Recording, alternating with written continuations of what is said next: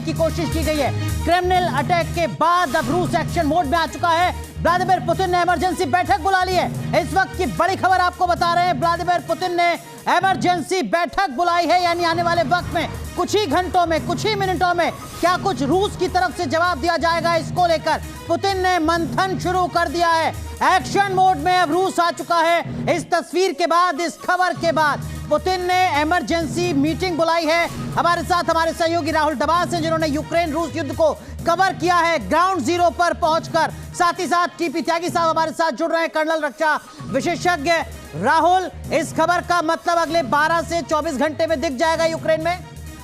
देखिए, आज की रात ही नजर आ जाएगा अनुराग, दो लिहाज से नजर आएगा। पहले क्रिमिनल से पहले आप क्रीमिया को याद कीजिए कैसे व्लादिमीर पुतिन के जन्मदिन के दिन ही एक पुल को उड़ाया गया था, और उसके बाद हमने देखा था एक हफ्ते तक यूक्रेन के तमाम बड़े शहरों पर एयर रेड हुआ था, लेकिन वो हमला हुआ था क्रीमिया पर। क्रीमिया जिसे यूक्रेन अपना मानता है, लेकिन जो अब हमला हुआ है वो हुआ रक्षा मंत्रालय पर, वो हुआ है जहां पर राष्ट्रपति पुतिन मानते हैं, खुद बैठते हैं, और ये मॉस्को पर सीधा हमला है और मॉस्को इसका बहुत बड़ा जवाब देगा। और कई बार ऐसा जवाब हो सकता है जिसे विश्व बिरादरी समझ भी ना पाए, क्योंकि अगर इस वक्त की बात करें तो रूस की पनडुब्बियां मौजूद हैं, चाहे वो भूमध्य सागर हो, चाहे वो ब्लैक सी हो। एक साल इस युद्ध के खिंचने के बाद माना जा रहा था कि अब तो सामान्य रूटीन प्रोसेस जैसा हो गया है रूस और यूक्रेन का युद्ध, लेकिन आज की ये घटना आने वाले वक्त में एक बड़े बदलाव का संकेत मानी जाए।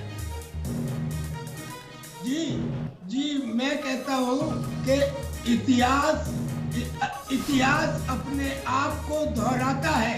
आप याद कीजिए 1945 में अमेरिका ने ये कहकर जापान पे न्यूक्लियर अटैक किया था कि ये युद्ध बहुत लंबा हो चुका है। जी कर्नल टीपी त्यागी, माफ कीजिए मैं आपको रोक रहा हूं। जो इस वक्त के विजुअल्स है वो सामने आ चुके हैं, और देखिए एक्सक्लूसिवली इस वक्त न्यूज नेशन आपको वो तस्वीरें दिखा रहा है। देखिए ड्रोन पहुंचता है और इस तरीके से इस इमारत को निशाना बनाते हुए हमला करता है। ये एक्सक्लूसिव तस्वीरें आप देख रहे हैं, ये रूस पर हमले की तस्वीरें, ये मॉस्को पर हमले की तस्वीर है, और यही वो दफ्तर है जहां पर व्लादिमीर पुतिन बैठते हैं। लेकिन इस वक्त जब हमला हुआ तब व्लादिमीर पुतिन यहां पर मौजूद नहीं थे, लेकिन इसके बाद पुतिन ने साफ कर दिया है कि रूस झुकेगा नहीं, क्योंकि व्लादिमीर पुतिन ने सबसे पहला फैसला एक आपातकाल बैठक के तौर पर लिया है, इमरजेंसी मीटिंग बुलाई है, और साथ ही साथ ये भी कहा है कि तय वक्त पर ही विक्ट्री परेड होगी। यानी व्लादिमीर पुतिन ने इस हमले के बाद, जिसकी तस्वीरें आप देख रहे हैं, किस तरीके से गुम्मत को निशाना बनाता हुआ ये ड्रोन यहाँ पर नजर आता है, ब्लास्ट होता है, और उसके बाद रूस को समझ में आता है कि किस तरीके से यूक्रेन ने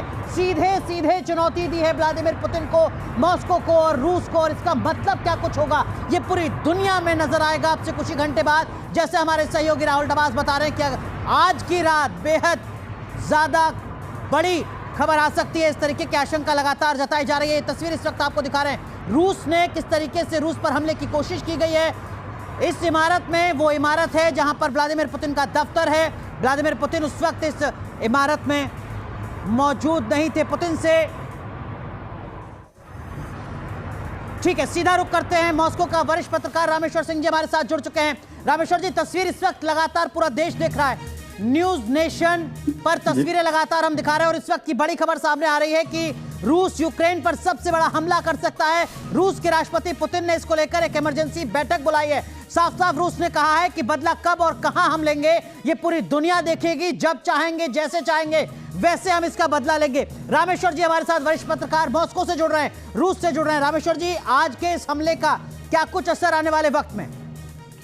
जी बिल्कुल, क्योंकि जल्दी ही कुछ ही दिनों में विक्ट्री डे बनने वाला है, जहां पर वहां पर इतने लोग इकट्ठा होंगे, विदेशी लोग भी होंगे और खुद राष्ट्रपति वहां होंगे।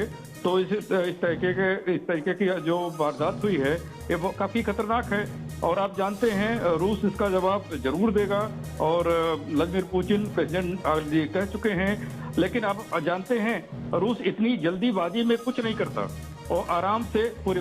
लेकिन माफ कीजिए रामेश्वर जी, आप मुझे करेक्ट कीजिएगा, हमने इससे पहले जब युद्ध शुरू हुआ था तब देखा था कि जैसे ही यूक्रेन बढ़त बनाने की कोशिश करता था रूस पर, अगले ही दिन खबर आती थी कि एक दो नहीं 80 मिसाइलों से हमला किया गया है यूक्रेन पर। यूक्रेन के अलग अलग शहरों को दहला देता था रूस। जी बिल्कुल सही कह रहे हैं, लेकिन आप देखे होंगे जो भी इतने वारदात जो बड़ी की है यूक्रेन ने, रूस बड़े आसानी, बड़े कुछ टाइम लेकर के बड़ी तैयारी से फिर उसका जवाब देता है। तो इसका जवाब तो जरूर देंगे, लेकिन कब देंगे, कैसे देंगे, जो वो इसके